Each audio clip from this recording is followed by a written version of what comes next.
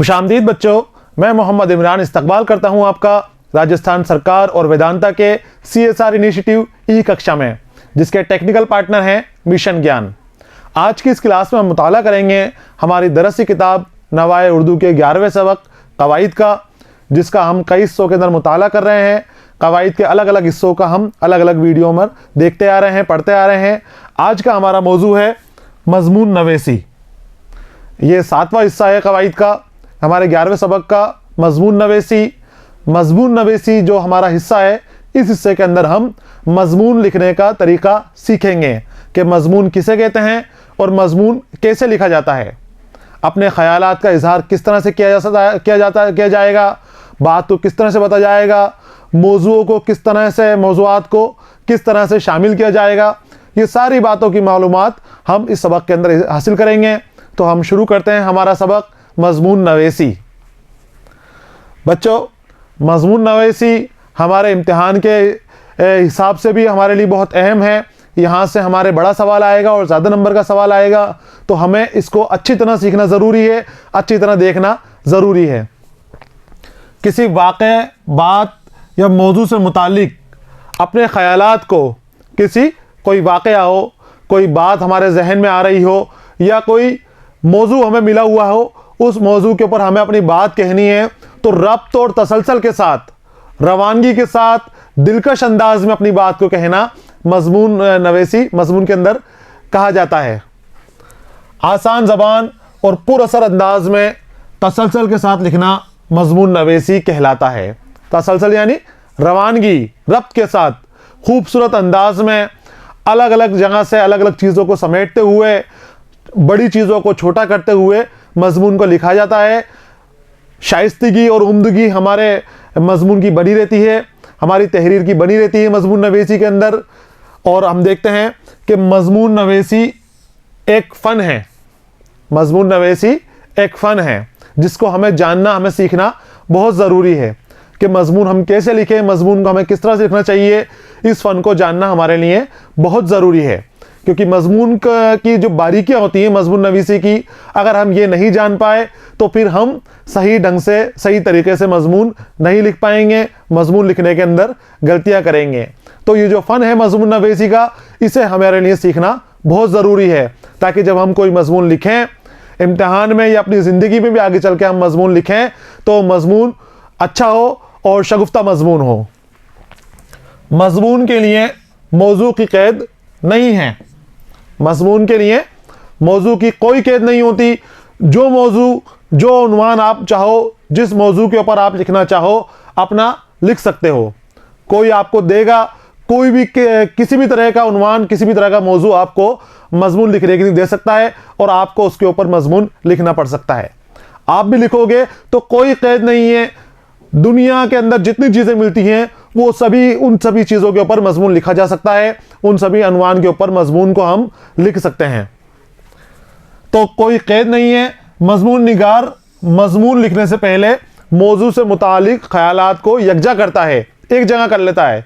जो हम मजमून लिख रहे हैं तो उस मजमून से हमें सबसे पहले क्या चाहिए, पहले तो हमें यह देखना है कि हम किस मौजू के ऊपर मजमून लिख रहे हैं। हमें पहले अपना मौजू लेना है, फिर उस मौजू से मुतालिक, उस मजमून से मुतालिक जितने ख्यालात हैं जो और जगह से हमें मालूमात मिल सकती है, उससे मुतालिक जहाँ जहाँ से हमें मालूमात मिलती है, उन सब मालूमात को हम इकट्ठा करते हैं और उनको यकजा करते हैं, एक जगह जमा कर लेते हैं। फिर उसके बाद हम हमारा मजमून लिखना शुरू करते हैं। मुतालिक ख्यालात को यकजा करते हैं और उन्हें सही तरतीब देकर उम्दा और पाकीज़ा अल्फाज के साथ लिखा जाता है। मजमून लिखने के लिए हमें मजमून का उन्वान लेना है, मौजू लेना है। मौजू लेने के बाद उस मजमून से मुतालिक जितने भी चीज़ें हैं जो दूसरी जगह से हमें फ़राहम हो रही हैं, किसी भी जगह से फ़राहम हो रही हैं, हम वहाँ से उन चीज़ों को जमा करेंगे और फिर उनको सही तरतीब देकर पाकीज़ा अंदाज में हम मजमून लिखने की शुरुआत करेंगे। मजमून कैसे लिखते हैं, किन किन चीज़ों का ख्याल रखना चाहिए, तो हम देखते हैं आगे कि मजमून लिखने के लिए हमें किन किन चीज़ों का ख्याल रखना चाहिए, क्या क्या हमें मजमून हमारा ख़राब हो सकता है, किन किन गलतियों को करने से, किन गलतियों से हम बच सकते हैं। तो हम यहाँ पर पॉइंट वार, नंबर वाइज हम वहाँ पर देखते हैं। मजमून लिखने से पहले ख़ास ख़ास नुकात का एक खाका जहन में बना लेना चाहिए।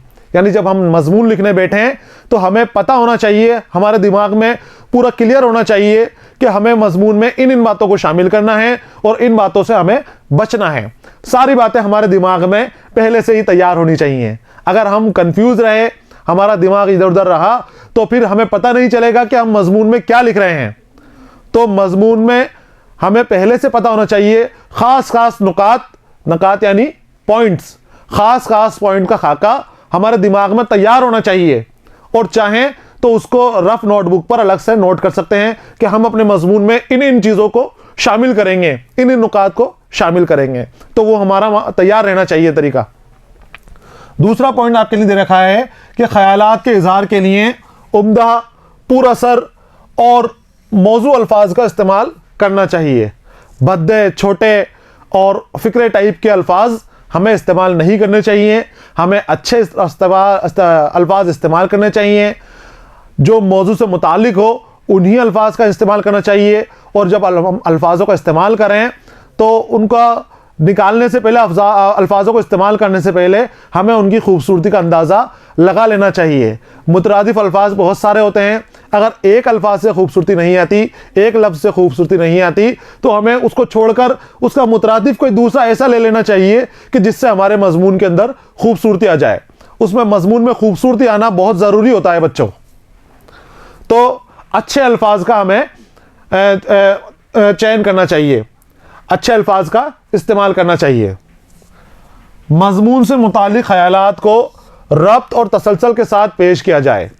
ऐसे नहीं कि पहले तो हम कहीं किसी चीज़ के बारे में बात कर रहे हैं और फिर बाद में दूसरी चीज़ के बारे में बात कर रहे हैं। रब्त तसलसल बनना चाहिए जैसे वो चीज़ होती है। अगर हम ईद के बारे में बात कर रहे हैं, अगर हमारा मौजू है ईद उल फित्र या ईद उल फित्र का दिन, तो हम ईद उल फित्र के बारे में बताएंगे, फिर ईद उल फित्र क्यों मनाई जाती है उसके बारे में बताएंगे, फिर ईद उल फित्र कैसे शुरू होती है, चांद दिखने का बताएंगे, उसके बाद हम ईद उल फित्र पे क्या क्या होता है ये चीज़ें बताएंगे। तो एक रब्त और तसलसल बना रहना चाहिए।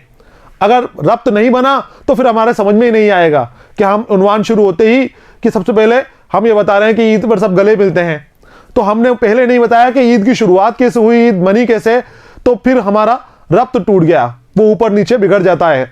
तो रब्त और तसलसल बना रहना चाहिए। जो भी हमारा उन्वान ले रहे हैं, जो भी हम लिख रहे हैं, तो वो पूरे रब्त के साथ होना चाहिए ताकि आसानी से बात समझ में आ जाए। चौथा नुकात है हमारा, मजमून की तहरीरें उलझाव, अल्फाज की तकरार और गैर ज़रूरी बातों से बचना चाहिए। जो हम मजमून लिख रहे हैं तो उसकी तहरीर के अंदर ना तो अल्फाज का दोहराव होना चाहिए, बार बार एक लफ्ज़ का इस्तेमाल हो, या उलझाव भी नहीं होना चाहिए, और शगुफ्ता बयानी होनी चाहिए, दिलकश अंदाज होना चाहिए कि सामने वाला अगर पढ़े तो कारी को लुत्फ आए पढ़ने के अंदर, उस मजमून को मज़ा आए पढ़ने के अंदर, और वो उसको बीच में नहीं छोड़े, उसको कोफ्त पैदा नहीं हो। तो उलझाव, अल्फाज की तकरार नहीं होनी चाहिए और गैर ज़रूरी बातें उसमें नहीं होनी चाहिए। मजमून को ज़्यादा बड़ा कर देंगे हम तब भी वो काम का नहीं है। जो असर उसको करना चाहिए वो असर बड़ा मजमून नहीं पैदा कर पाएगा। तो मैंने अभी आपको बताया कि अल्फाज हम ऐसे चुनें, ऐसे अल्फाज का हम इंतखाब करें कि जिनसे हमारे मजमून के अंदर खूबसूरती पैदा हो, हमारा मजमून बड़ा नहीं हो, हम छोटे मजमून के अंदर बड़ी बात कह दें। इस तरह से हमें मजमून लिखना है। आगे आते हैं हम अगले पॉइंट की तरफ। पांचवा हमसे कह रहा है कि मजमून निगार को मजमून से मुतालिक ज़्यादा से ज़्यादा मालूमात होनी चाहिए।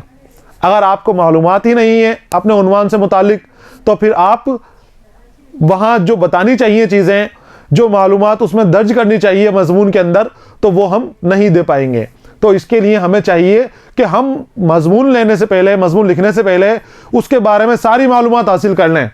जिस जगह से हम मालूमात हासिल करते हैं, जितनी जितनी चीज़ों से, चाहे हम उसको लें या नहीं लें, एक बार उसको समझ लें, उसको पढ़ लें उस बारे में, फिर जितना आपको अच्छा लगे, जो चीज़ जहाँ से अच्छी लगे उसको उसके अंदर आप शामिल कर सकते हो।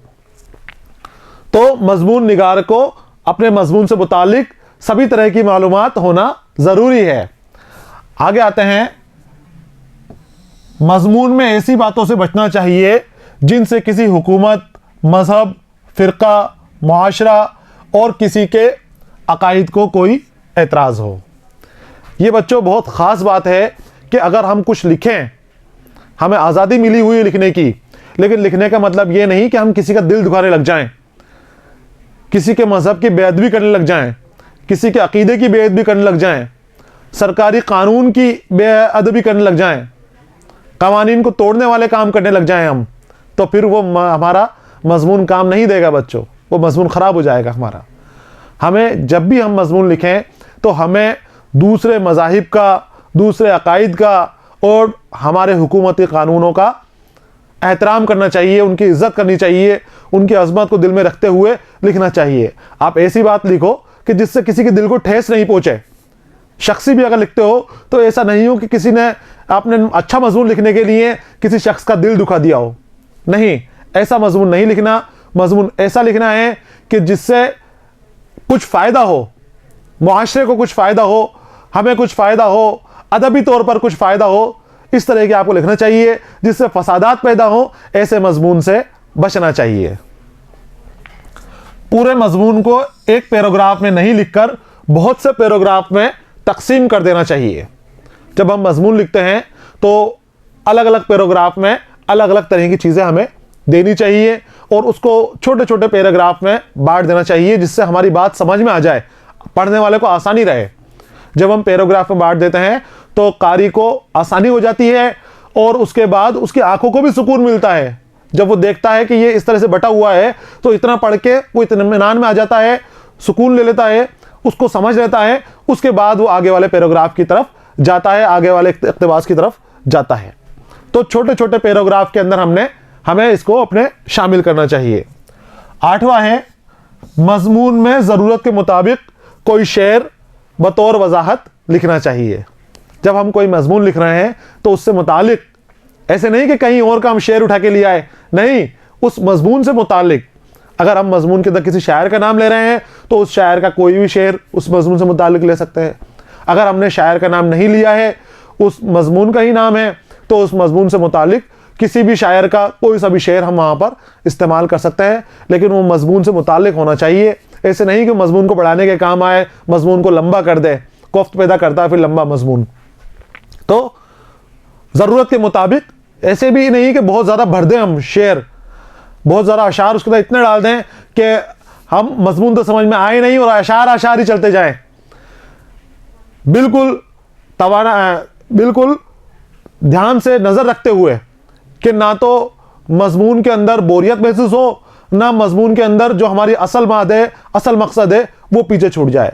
असल मकसद को बनाते हुए चंद अशार, 1 या 2 या 3 जितने वहाँ पर पड़ती है ज़रूरत, तो वो अशार हमें देने हैं, वो शेर हमें देने हैं, बाकी उससे ज़्यादा हमें नहीं देने हैं।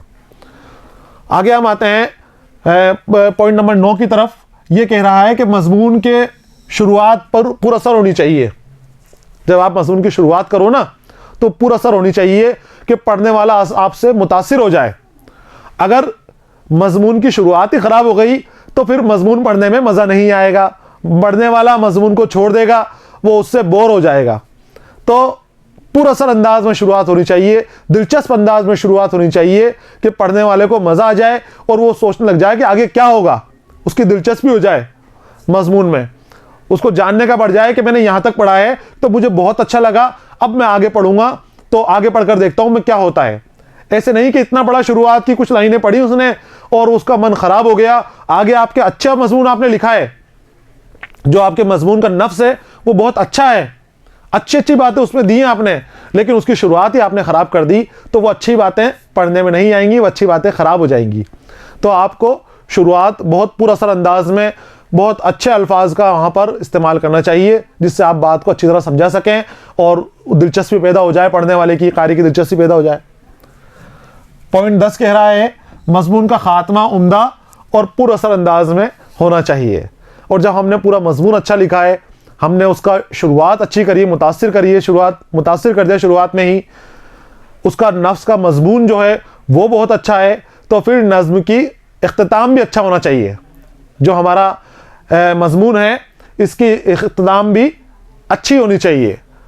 अगर उसका खात्मा अच्छा नहीं हुआ हमारा तो फिर पढ़ने के बाद वो जो शुरुआत की बातें हैं वो जहन में नहीं रहेंगी और वो सारी निकल जाएंगी, और वो जो बुराई है लास्ट की इख्तिताम में बोरियत हो जाती है, वही पढ़ने वाले कारी को याद रह जाएगी।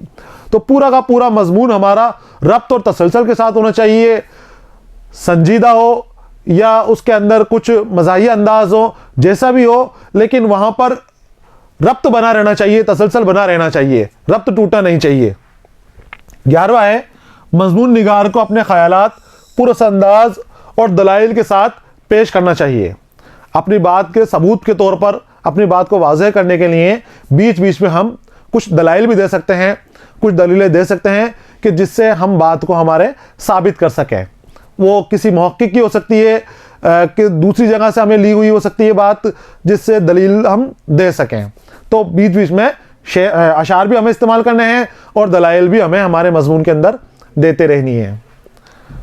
अब हैं मजमून के हिस्से। तो बच्चों, मजमून के 3 हिस्से होते हैं। एक होता है तमहीद, एक होता है नफ्स मजमून, और तीसरा आखिरी होता है इख्तिताम। जो हम मजमून लिखेंगे, हमारे इम्तिहान में भी जो मजमून आएगा, बोर्ड की क्लासेस में, हमारे जो बोर्ड के इम्तिहानात में हमारे मजमून आएगा, तो उस मजमून में हमें ख़ास ख्याल रखना है कि हमें तमहीद, नफ्स मजमून और इख्तिताम के ज़रिए से हमारी बात कहनी है। मैं अभी आपको कुछ मिसालें दूंगा, मिसालें हैं कुछ लेकर आया हूँ मैं आपके लिए मवाद, तो उसके हिसाब से आपको अपना मजमून लिखना है और मजमून नवेसी इम्तिहानात में इस तरह से करनी है। जो आम ज़िंदगी में करें वो मजमून नवेसी अलग होगी, वो थोड़ी तवील होगी, जबकि इम्तिहानात में जो हमारी ज़रूरत है, जो हमारे सिलेबस की ज़रूरत है, हमें उसी के हिसाब से मजमून लिखना है। तो मजमून को हमें 3 हिस्सों में बांटना है। तमहीद यानी शुरू, नफ्स मजमून, मजमून का नफ्स जहां हमारी बात समझाई जाएगी, बात बताई जाएगी, और फिर तीसरा हिस्सा इख्तिताम, जहां पर मजमून को हमारे ख़त्म किया जाएगा, पूरे मजमून का निचोड़ इख्तिताम में आ जाएगा। तमहीद बच्चों, तमहीद को आगाज़ भी कहते हैं। तमहीद का दूसरा नाम है आगाज़, शुरुआत। हमें हेडिंग देनी है तमहीद, और फिर उसके बाद आगे हमारा मजमून लिखना है तमहीद के साथ ही। ये मजमून का पहला और अहम हिस्सा है। पहला हिस्सा होता है, सबसे पहले तमहीद आएगा, और बहुत अहम हिस्सा होता है। अगर ये अच्छा हो गया तो आपका जो मजमून है वो बहुत खूबसूरत हो जाएगा, वो हद दर्जा तक अच्छा हो जाएगा। और अगर आपने तमहीद ख़राब कर दी, शुरुआत ख़राब कर दी, तो फिर पूरा मजमून बाद का नफ्स मजमून या इख्तिताम आपका असरदार भी हो तब भी वो बाअसर हो जाता है, बेअसर हो जाता है।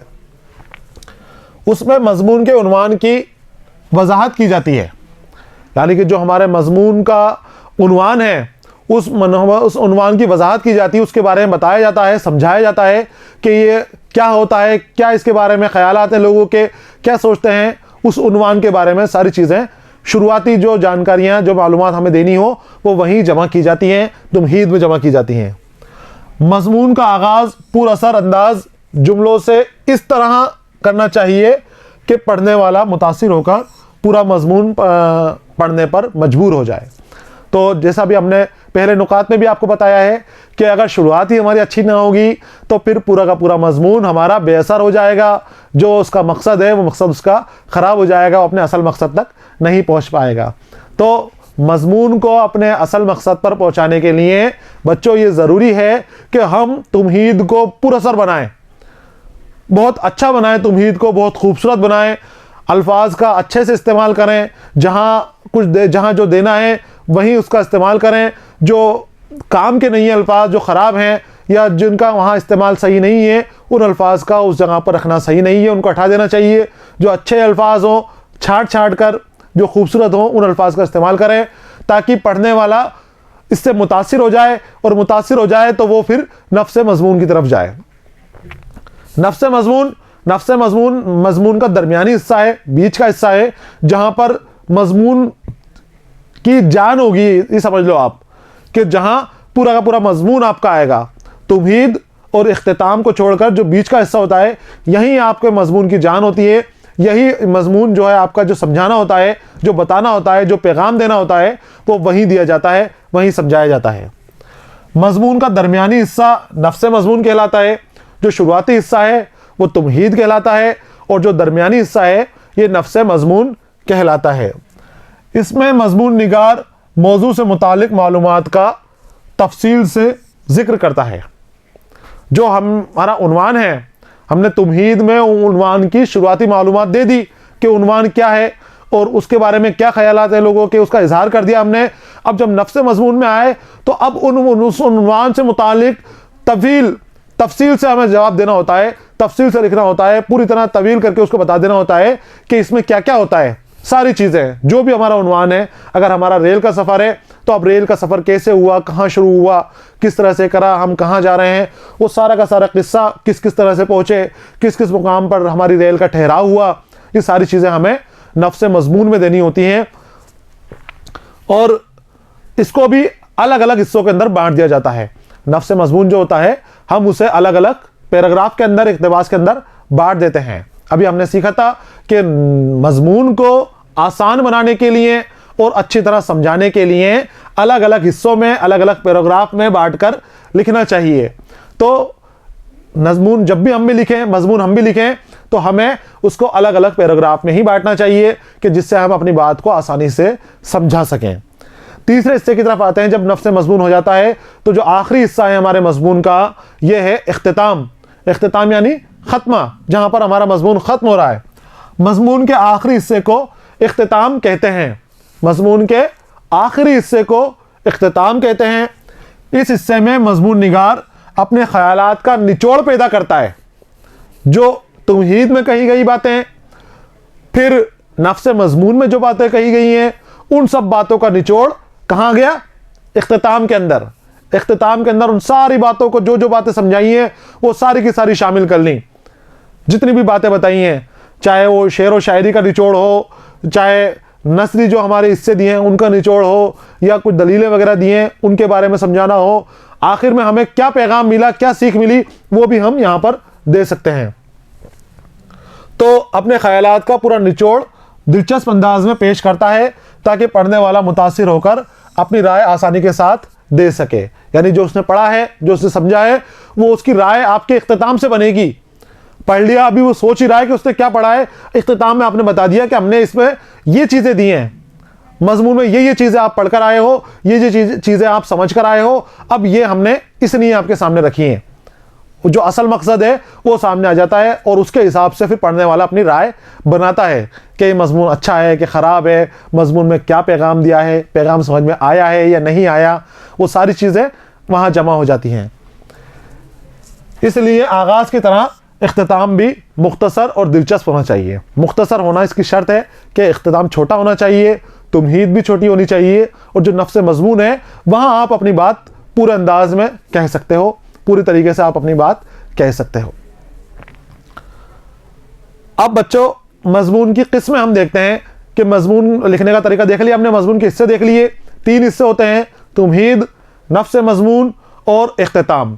जब भी हम मजमून लिखेंगे, हमारे इम्तिहान भी मजमून लिखेंगे तो हमें उन 3 हिस्सों के अंदर ही मजमून को बांटते हुए लिखना है, 3 हिस्सों के अंदर ही बताना है। मजमून की किस्में मैं आपको बता दूं कि मजमून की 3 किस्में होती हैं, बयानिया मजमून, हिकाइया मजमून और फिक्री मजमून। ये है मजमून की किस्में। बयानिया मजमून हम बताते हैं बच्चों, आपको दिखाता हूं मैं आपको। इस किस्म के मजमून में किसी चीज़, मुकाम, त्यौहार, इमारत, जानदार और किसी शख्सियत का जिक्र किया जाता है। जो बयानिया मजमून है, बयानिया मजमून में क्या हो रहा है? मजमून की 3 किस्में, बयानिया, हिकाइया और फिक्री। बयानिया मजमून जहाँ पर किसी चीज़ का बयान हो रहा हो, किसी चीज़ के बारे में हो, किसी जगह के बारे में हो, मुकाम के बारे में हो, किसी त्यौहार का हम बयान कर रहे हो, किसी इमारत का बयान कर रहे हो, जानदार का किसी बयान कर रहे हो, किसी जानदार के बारे में हम बता रहे हो, या किसी की शख्सियत के बारे में हम बता रहे हो, तो वो सारे के सारे मजमून हमारे बयानिया मजमून कहलाएंगे, जहाँ इन चीज़ों के बयान हो रहे हैं। कुछ मिसालें दे रखी हैं आपको, कि मिसालें देखिए आप कि आम, होली, ताजमहल, गाय, डॉक्टर जाकिर हुसैन, APJ अब्दुल कलाम वगैरह। ये अगर इनके ऊपर मजमून आता है तो ये बयानिया मजमून कहलाएगा।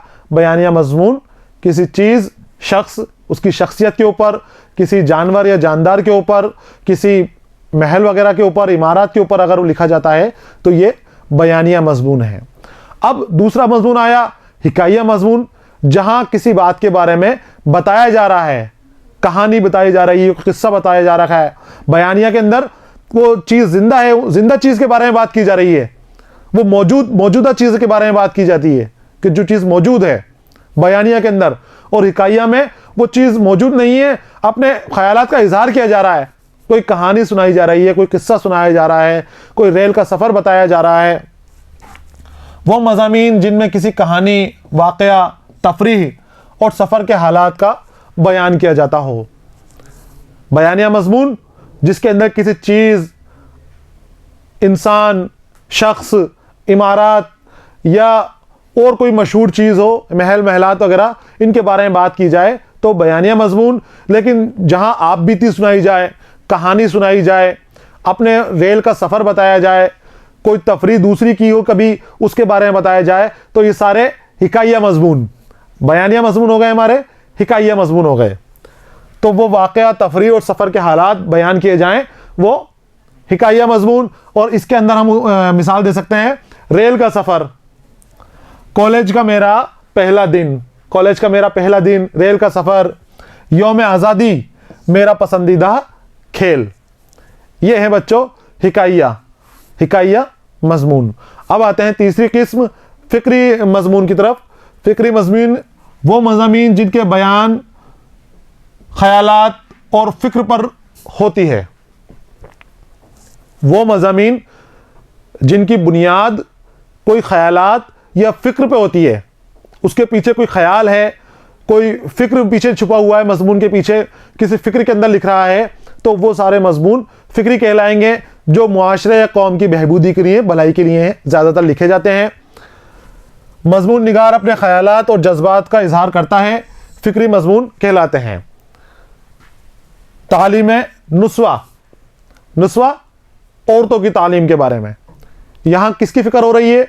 औरतों की तालीम की फ़िक्र हो रही है, ख़वातीन की तालीम की फ़िक्र हो रही है कि ख़वातीन की तालीम बहुत ज़रूरी है। अगर हमने ख़वातीन को तालीम नहीं दी तो हम सब गर्क हो जाएंगे, बर्बाद हो जाएंगे। तो फ़िक्र छुपा हुआ है इसके पीछे, फ़िक्री मज़मून, फ़िक्र छुपा हुआ है पीछे। अगर मैं वज़ीर आज़म होता तो मुल्क के हालात को बदल देता, जो हालात अभी हैं वो नहीं होता। तो फ़िक्र ज़ाहिर हो रहा है इसके अंदर। तो जो मज़मून फ़िक्री तौर पर कोई फ़िक्र ज़ाहिर हो, कोई हालात बदलने के बारे में बयान हो, वो सभी फ़िक्री मज़मून कहलाएंगे, फ़िक्री मज़मून कहलाएंगे। ये थे बच्चों हमारी मज़मून नवीसी की किस्में। मज़मून कैसे लिखें, इसके तरीके, मज़मून के अंदर क्या क्या चीज़ें, नुकात शामिल किए जाते हैं, वो नुकात की हमने यहाँ पर मालूमात हासिल की। अब मैं आपके लिए कुछ मज़मून लेकर आया हूँ जिससे आपको मज़मून का लिखने का तरीका ही पता चल जाएगा, और साथ में ही आपके इम्तिहान के लिए भी आपको कुछ मज़मून मिल जाएंगे जो अक्सर इम्तिहानात में हमारे आते रहते हैं, अक्सर सवालात इनके बारे में पूछे जाते रहते हैं। मज़मून लिखने का तरीका आप एक बार फिर देख लीजिए कि मज़मून हमें कैसे लिखना है। तो मज़मून को हमें 3 हिस्सों के अंदर बांटना है।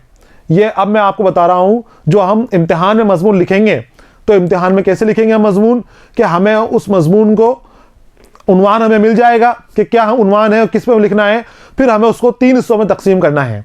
पहला हिस्सा हमें लेना है तुमहीद का, पहला हिस्सा क्या लेना है, और तुमहीद का, और कुछ लाइनों के अंदर हमें तुमहीद के बारे में बता देना चाहिए, उस उन्वान के बारे में, जो मज़मून का उन्वान मिला है उसके बारे में मुख्तसर बातें हमें बता देनी चाहिए, छोटी छोटी करके उनको समझा देना चाहिए। फिर हमें दूसरा हिस्सा लेना है नफ्से मज़मून, ये हमें वहां पर लिखना है बच्चों, तुमहीद लिखना है। तुमहीद लिखने के बाद हमें तुमहीद के उस उन्वान से मुतालिक तुमहीद लिखनी है। फिर नफ्से मज़मून, उस उन्वान से मुतालिक मज़मून का नफ्स यहाँ पर इन लाइनों के अंदर हमें लिख देना है।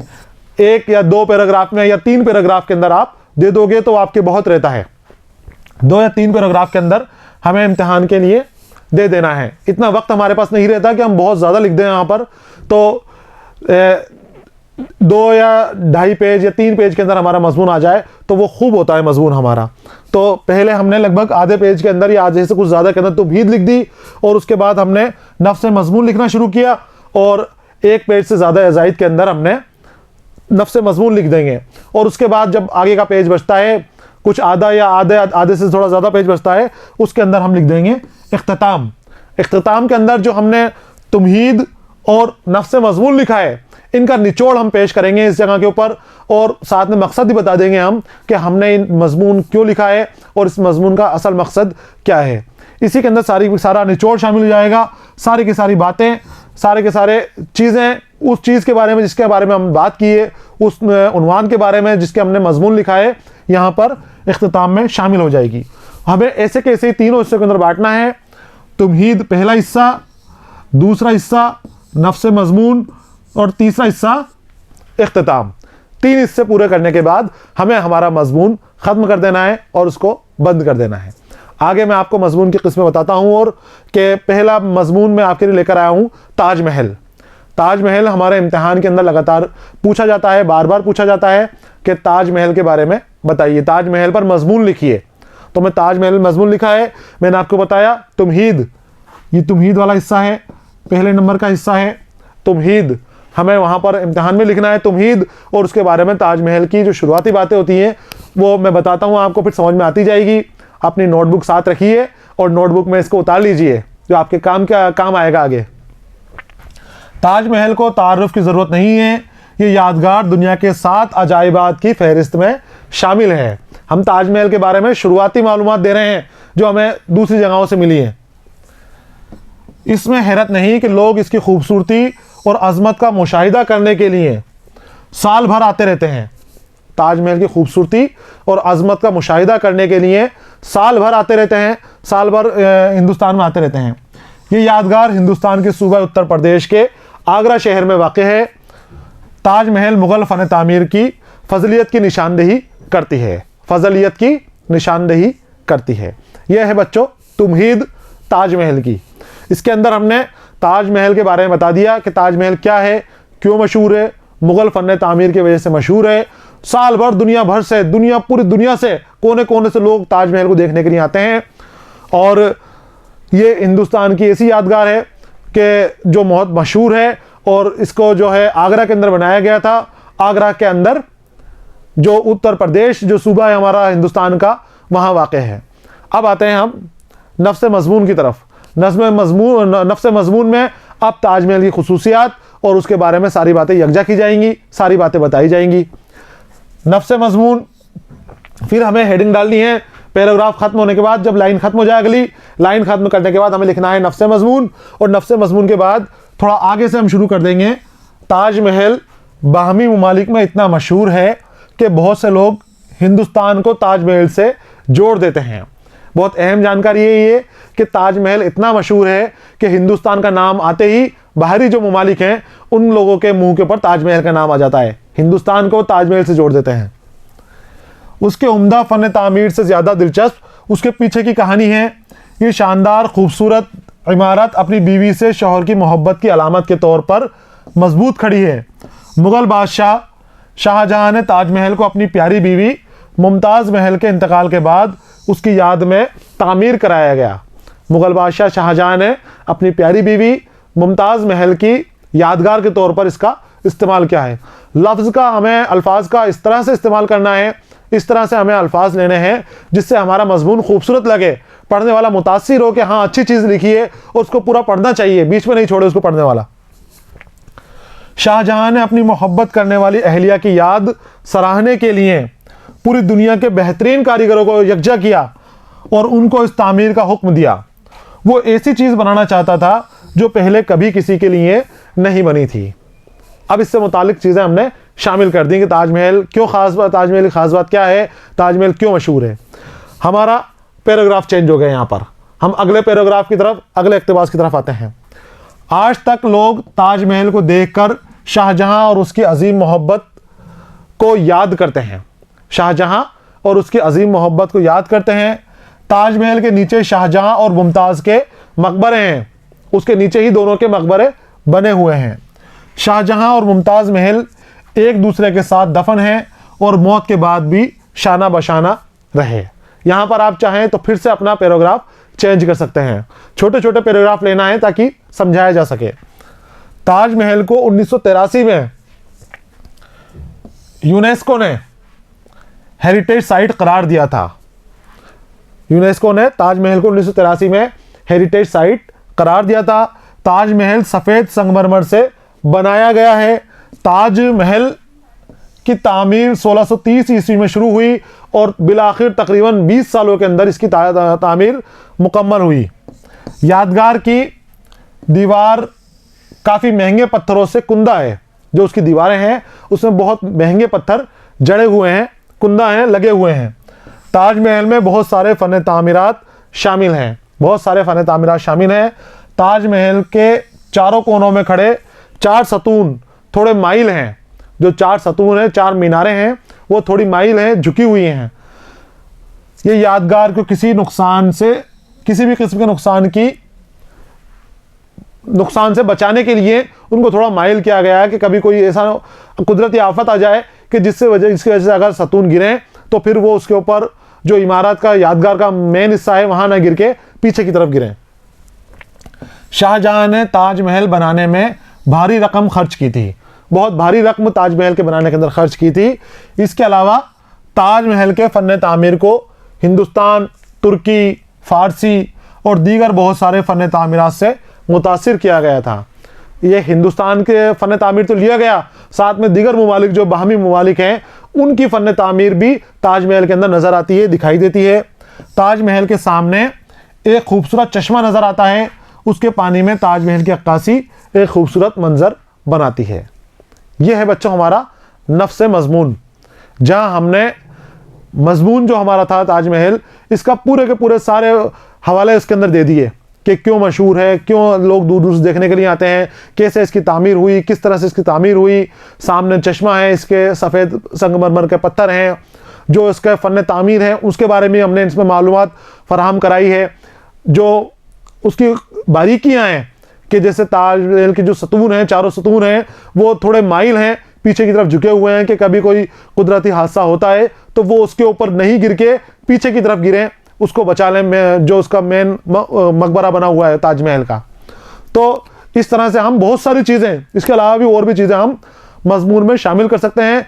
जो जो चीज़ें उससे मुतालिक हैं, उन्वान से मुतालिक हैं, हम उनको शामिल कर सकते हैं। और ये सभी चीज़ें हम कहाँ शामिल करेंगे? नफ्स मज़मून के अंदर। तो हमारा पहला हिस्सा हो गया तमहीद का, दूसरा हिस्सा नफ्स मज़मून का। तीसरा आता है हम इख्तिताम, कि अब हमने ताजमहल को बारे में और क्या हम क्या मकसद देना चाहते हैं, क्या बताना चाहते हैं, हम इस इख्तिताम वाले हिस्से में इसको शामिल कर लेंगे। हर हिंदुस्तानी ताजमहल की खूबसूरती और उसके विरसे पर फ़ख्र करता है, नाज करता है। हम ताजमहल की खूबसूरती पर और उसके विरसे पर नाज करते हैं। हम खुशकिस्मत हैं कि हमारे मुल्क के अंदर ताजमहल बना हुआ है। ये यादगार पूरी दुनिया में मशहूर है। हर साल तकरीबन 40 लाख अफराद ताजमहल को देखने आते हैं। यादगार की खूबसूरती और तारीख़ लोगों को सबसे ज़्यादा अपनी तरफ राग़िब करती है और इसे पूरी दुनिया में मशहूर करती है। ये इख्तिताम के अंदर हमने हमारी सारी बातों को निचोड़ छोटे से पैराग्राफ के अंदर, छोटे से इक़्तिबास के अंदर डाल दिया है, समझा दिया है। इसी तरह से आपको मज़मून लिखना है, तमहीद, नफ्स मज़मून और इख्तिताम, और इख्तिताम के अंदर आके हमारा ख़त्म करता है। अगले मज़मून की तरफ हम जाते हैं बच्चों। अगला मज़मून है हमारा ईद उल फित्र या ईद का दिन। ये भी आपके इम्तिहानात में अक्सर आता रहता है, अक्सर सवाल पूछा जाता रहता है, ईद उल फित्र के बारे में बताइए या ईद के दिन के बारे में बताइए। ये हिकाया मज़मून के अंदर आएगा ये, और इसको भी हम इसी तरह शुरू करना है, तमहीद, नफ्स मज़मून और इख्तिताम। तमहीद में हम ईद के बारे में बताएंगे और ईद क्या है इसके बारे में हम शुरुआती बातें बच्चों को बताने की या कारी को बताने की कोशिश करेंगे कि हमारे मुल्क हिंदुस्तान में हर मुआशरे के अपने अलग अलग त्यौहार होते हैं। हमारे मुल्क हिंदुस्तान में हर मुआशरे के अलग अलग त्यौहार होते हैं। सभी धर्म के लोग त्यौहार बनाते हैं और उनकी अहमियत भी बहुत बड़ी होती है। जो हम त्यौहार बनाते हैं हिंदुस्तान के अंदर, तो सब त्यौहार बनाते हैं और हर मज़हब के लोगों के लिए उनके मज़हब का जो त्यौहार है उसकी बहुत बड़ी अहमियत होती है। हर शख्स अपनी खुशी के लिए सबके साथ मिलकर त्यौहार मनाता है। ये त्यौहार रोज़मर्रा की ज़िंदगी से मुख्तलिफ होते हैं। जो हम रोज़ाना की ज़िंदगी जीते हैं उससे मुख्तलिफ अंदाज में त्यौहार मनाया जाता है। इन त्योहारों में से एक ईद उल फित्र है। अब हमने ईद उल फित्र का तारुफ करवा दिया। कहाँ करा रहे हैं हम? तमहीद के अंदर ईद उल फित्र का तारुफ करा दिया, जिसे तमाम मुसलमान भाई मिलकर मनाते हैं। अब कौन मनाता है ईद, उसके बारे में बता दिया। वैसे तो ईद सभी मज़ाहिब के लोग मनाते हैं, सभी मज़हब के मनाते हैं, लेकिन खुसूसी तौर पर मुसलमान लोग ईद मनाते हैं, मुसलमानों की ईद होती है। ईद उल फित्र को मीठी ईद भी कहा जाता है। अब हमने इसका दूसरा नाम भी बता दिया कि ईद उल फित्र को मीठी ईद भी कहा जाता है। सभी के लिए ये दिन ख़ास होता है। ये हो गई हमारी तुमहीद, शुरुआत हो गई हमारे मजमून की। हमने दिलचस्प अंदाज में बता दिया ईद के बारे में। अब हमें आगे नफ्स मजमून में देखना है क्या क्या चीज़ हम समेट सकते हैं। इसको भी हमने फिर मैंने बताया आपको छोटे छोटे पैराग्राफ में उतारना है, पैराग्राफ के अंदर शामिल करना है। नफ्स मजमून, दूसरी फिर हेडिंग डालनी है आपको। मैं आपको बार बार बता रहा हूँ ये कि जब भी आप मजमून लिखोगे, इम्तिहान के अंदर मजमून लिखोगे, तो पहली हेडिंग तुमहीद, फिर तुमहीद के बारे में बताओगे, फिर दूसरी हेडिंग नफ्स मजमून, और नफ्स मजमून में अपने मजमून का नफ्स लिखोगे, उसके बीच की जो बातें हैं सारी की सारी वो लिखोगे, फिर इख्तिताम लिखोगे और इख्तिताम के अंदर भी उन चीज़ों को शामिल करोगे। ईद के लफ्ज़ी माने खुशी के हैं। अब हम ईद के बारे में बता रहे हैं, ईद के बारे में बात कर रहे हैं। ईद के लफ्ज़ी माने खुशी के हैं। ईद एक ऐसा त्यौहार है जो खुशी, खूबसूरती और बाहमी हम आहंगी के जज्बात का इजहार करता है। अब ईद के बारे में बताते चल रहे हैं चीज़ें। अब ईद में क्या क्या होता है, ईद क्या हमें देता है और ईद से हमें किस तरह से खुशियां मिलती हैं। ईद रमज़ान का मुक़द्दस महीना पूरा होने की खुशी में मनाई जाती है। ईद हम कब मनाते हैं?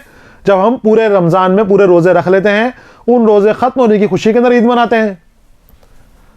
रमज़ान के महीने में मुसलमान हर रोज़ रोज़े रखते हैं और नमाज पढ़ते हैं। रोज़े रखते हैं और साथ में नमाज अदा करते हैं। रोज़े को मुकर्रर वक्त पर ख़त्म करते हैं, और जब रोज़ा ख़त्म करने का वक्त होता है, मगरिब का वक्त होता है, तो इफ्तार करते हैं, रोज़ा खोलते हैं। और जब हम 30 रोज़े रख लेते हैं पूरे महीने के, 29 या 30, तो उसके बाद आखिरी शाम को 29वें रोज़े की शाम को या 30वें रोज़े की शाम को हमें चांद दिखाई देता है।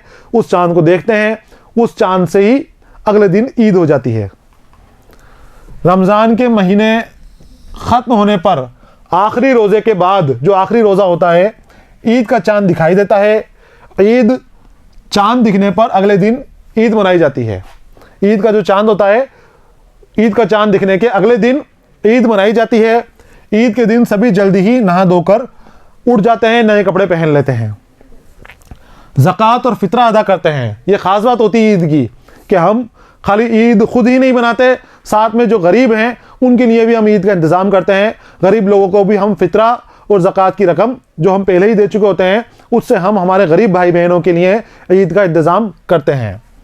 और ईदगाह जाने के लिए तैयार हो जाते हैं, और फिर ईदगाह जाने के लिए तैयार हो जाते हैं। ईदगाह जाकर सभी ईद की नमाज अदा करते हैं। फिर ईदगाह जाकर क्या करते हैं? हम ईद की नमाज अदा करते हैं। नमाज अदा और दुआ के बाद, नमाज और दुआ के बाद एक दूसरे से गले मिलकर ईद की मुबारकबाद दी जाती है।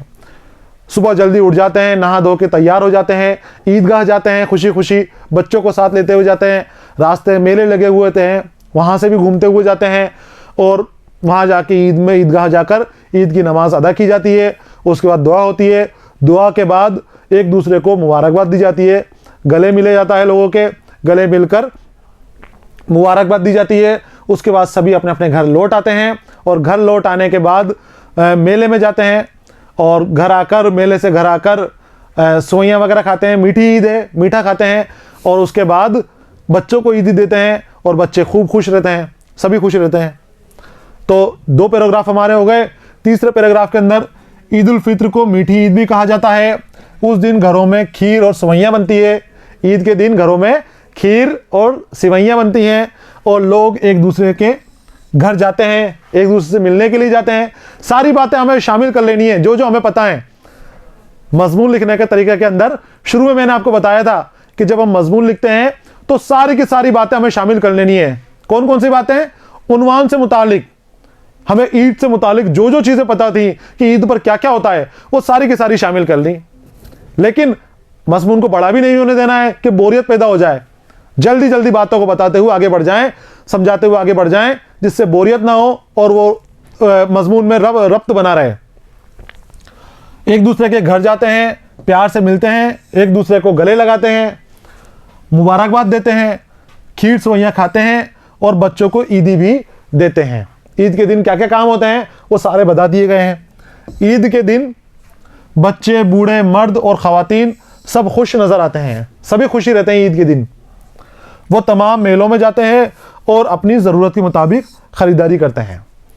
कहीं मेले में जाते हैं, तफरीह के लिए जाते हैं, लोगों के घरों पर जाते हैं और वहाँ जाकर ख़रीदारी करते हैं, लोगों के घर गिफ्ट वगैरह देते हैं और ईदी लेते हैं। छोटे लोग बड़ों से ईदी लेते हैं और सभी खुश रहते हैं।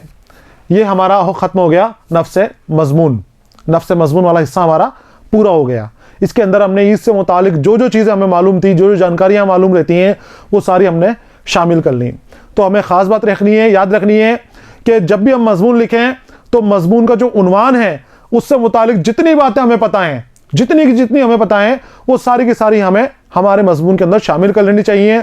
और जो भी बातें हम शामिल करें, इस बात का ख़ास ख्याल रखना चाहिए कि वो बातें काम की हों, वो बातें उस मज़मून से मुताल्लिक़ ही हों। अगर हमने बगैर बात में मज़मून को बड़ा करा तो मज़मून बोरियत पैदा कर देगा और अपना असर पैदा नहीं कर पाएगा जो उसको करना होता है। और साथ में ही ऐसा भी नहीं हो कि बातों का दोहराव हो, बातों का दोहराव नहीं होना चाहिए।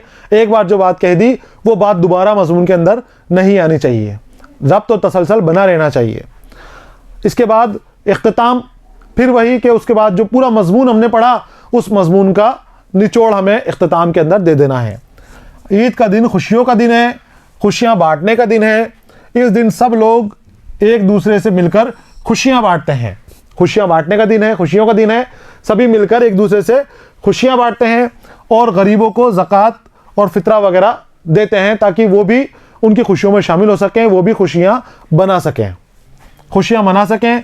हिंदुस्तान में सभी मज़ाहिब के लोग मिलकर ईद मनाते हैं, चाहे कोई भी मज़हब का मानने वाले लोग हों, वो सभी ईद मनाते हैं। ईद के दिन वो भी आपस में एक दूसरे से गले मिलते हैं, मिलने जाते हैं और जो खीर सेवइयाँ, मीठी चीज़ें वगैरह होती हैं वो खाते पीते हैं।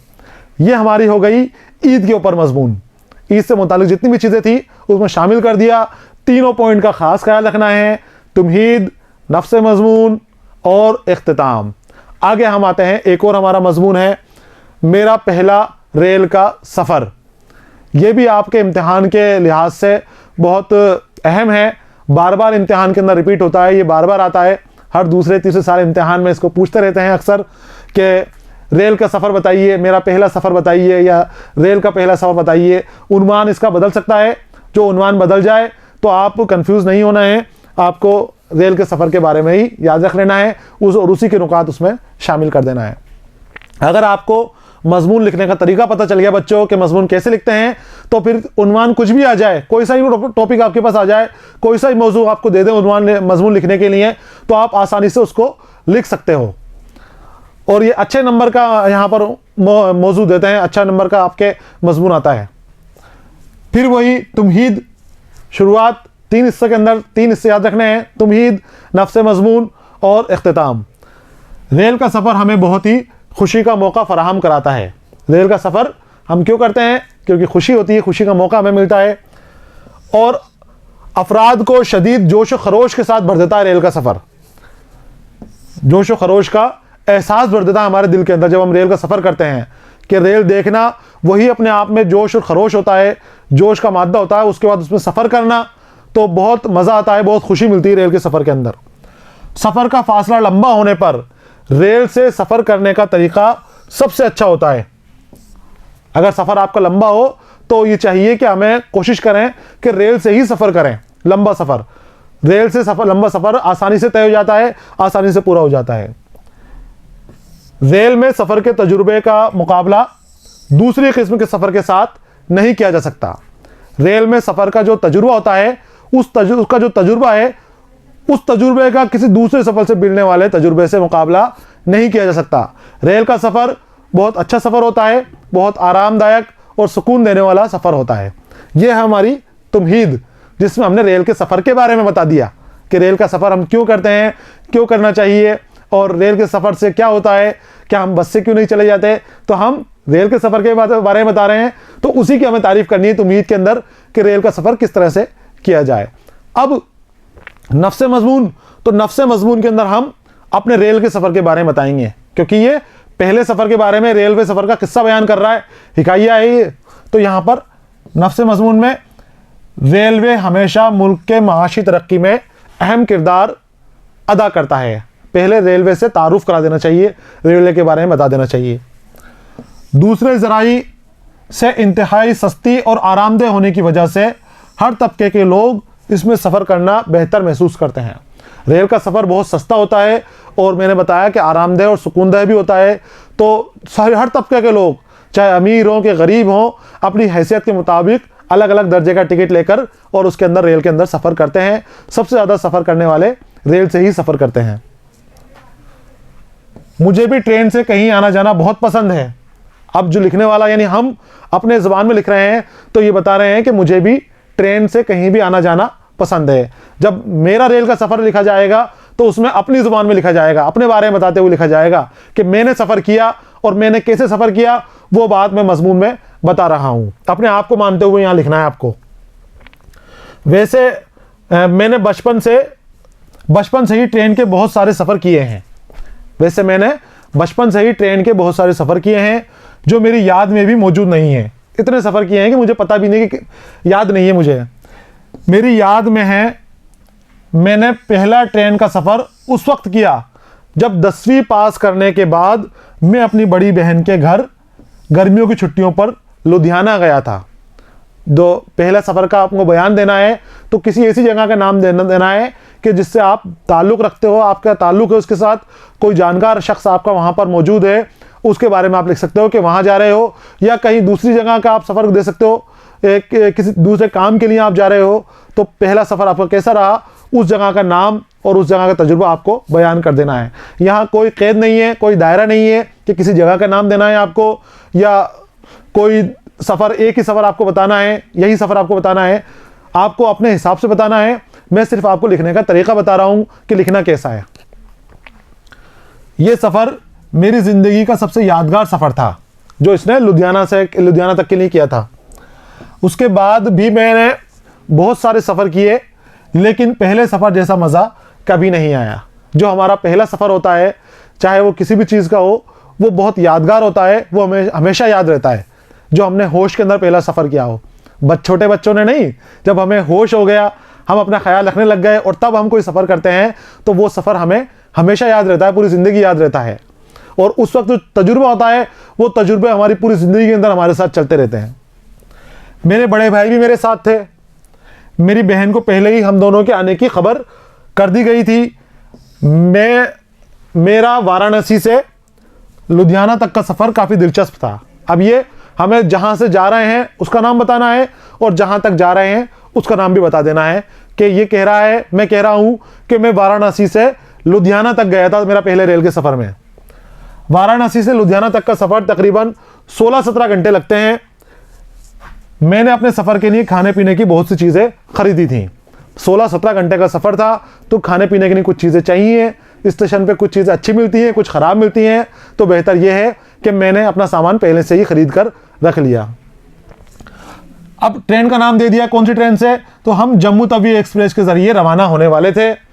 जम्मू तवी एक्सप्रेस से हम रवाना होने वाले थे और हमारी ट्रेन की रवानगी का वक्त शाम 3 बजे था। हम 2 बजे ही रेलवे स्टेशन पर पहुंच गए। बिल्कुल अपनी कही हुई बात बता रहा हूं आपको। ये जो लिखा हुआ मजमून, इसमें मजमून की तरफ से आपको मुखातिब किया जा रहा है। आपको भी अपनी ही ज़ुबान में लिखना है, अपने ही तरीके से बताना है।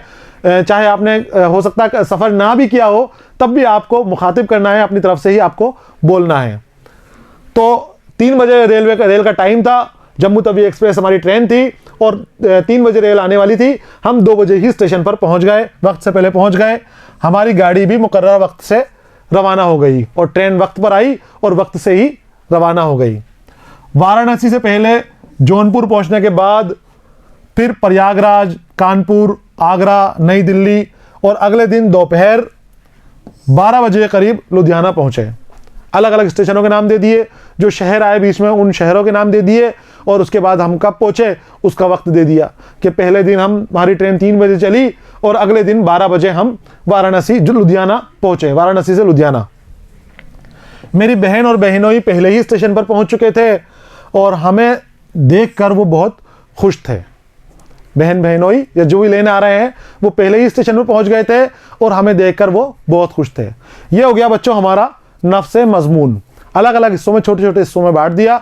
छोटे छोटे हिस्सों में बांटने के बाद आपके सामने इसको पेश कर दिया। आपको भी जब मजमून लिखना है तो कम बात के अंदर कम लिखकर और ज़्यादा तरीके से अपनी बात समझानी है कि कम अल्फाज के अंदर, कम लफ्ज़ों के अंदर आपको आसानी आपकी बात समझ में आ जाए। आगे आते हैं हम इख्तिताम, जहां हमारा ख़त्म कर रहे हैं। तो 3 हिस्सों में बांटना है, तुमहीद, नफ्स मजमून और इख्तिताम। रेल का सफ़र दरअसल यादों का एक खूबसूरत सफ़र होता है। रेल का सफ़र दरअसल यादों का एक खूबसूरत सफ़र होता है जो ज़िंदगी भर हमारे साथ चलता है। जो हम सफ़र करते हैं, मैंने आपको बताया, जो यादें होती हैं, जो तजुर्बे होते हैं, वो पूरी ज़िंदगी हमें याद रहते हैं। वो तजुर्बे पूरी ज़िंदगी हमारे काम आते हैं और उन यादों को हम कभी भी भुला नहीं सकते। सबसे काबिल ज़िक्र ये बात है कि रेल का सफ़र हमारे ज़ाती तजुर्बात में एक नाकाबिल फरामोश इजाफ़ा करता है। जो हमें तजुर्बा मिलता है उससे हम पूरी ज़िंदगी भर फ़ायदा उठा सकते हैं, पूरी ज़िंदगी उससे फ़ायदा उठा सकते हैं। ये था हमारा रेल के सफ़र मजमून, जो अब यहाँ इसका भी इख्तिताम हो गया है। 3 नुकात को मैं फिर बता रहा हूँ आपको कि ध्यान रखना है, तुमहीद, नफ्स मजमून और इख्तिताम। इन तीनों पॉइंट्स बना के, इन तीनों पॉइंट्स के अंदर ही हमें अपनी बात कहनी है, हमें अपनी बात समझानी है। 2 उन्वान में आपके लिए लाया हूँ, 2 मौजू आपके लिए लाया हूँ, जिसके अंदर आपको लिखना है। पहला है मेरा पसंदीदा खेल और दूसरा है मेरा पसंदीदा शायर। ये 2 उन्वान हैं। इन उन्वानों को लेकर आपको मजमून लिखना है और अपने मजमून को उसी अंदाज में, तुमहीद, नफ्स मजमून और इख्तिताम के अंदाज के अंदर आपको मजमून लिखना है। जो मजमून लिखने का तरीका सीखा उसी तरीके के मुताबिक हमें मजमून लिखना है। तो बच्चों ये था हमारा हिस्सा सबक 11 का कवायद का मजमून नवेसी। इस सबक के अंदर हमने मजमून नवेसी, मजमून लिखना सीखा। मजमून लिखने के लिए हमें किन किन चीज़ों का ख्याल रखना चाहिए, किन किन चीज़ों से बचना चाहिए, क्या ज़्यादती होनी चाहिए, क्या कमी होनी चाहिए, इन सारी चीज़ों की सारी मालूमात हमने इस वीडियो के अंदर, इस हिस्से के अंदर, सबक के इस हिस्से के अंदर शामिल कर ली हैं, सीख ली हैं, समझ ली हैं। अपनी नोटबुक में आपने उतार ली होगी। कवायद का हिस्सा हमारा अभी बाकी है। अगले हिस्से के अंदर फिर मिलेंगे हम। तब तक आप पढ़ते रहिए, खुश रहिए। अलविदा।